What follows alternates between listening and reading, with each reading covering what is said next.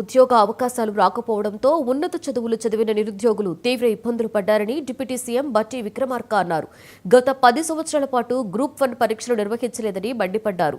ప్రభుత్వ ఉద్యోగ అవకాశాలు రానటువంటి నిరుద్యోగ యువతీ యువకులు వారి కాళ్ల మీద వారు ఆర్థికంగా నిలబడడానికి రాజీవ్ యువ వికాసంతో తోడ్పాటు అందిస్తున్నామని బట్టి చెప్పారు.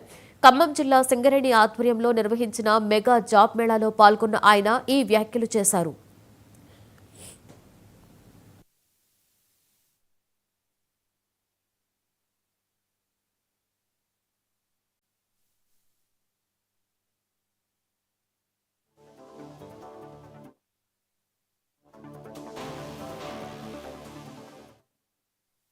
ఈ రాష్ట్ర ఆవిర్భావమే ఉద్యోగాల కోసం.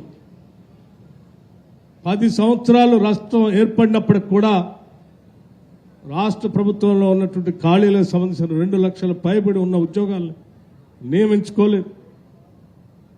10 సంవత్సరాలు గ్రూప్ 1 పరీక్షని నిర్వహించుకోలేదు.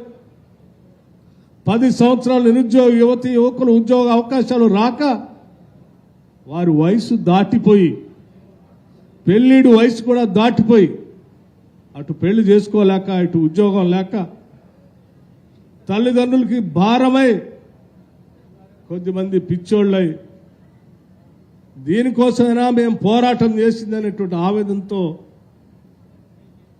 ఆర్తి చెందినటువంటి యువకులు అనేక మందిని చూశాం.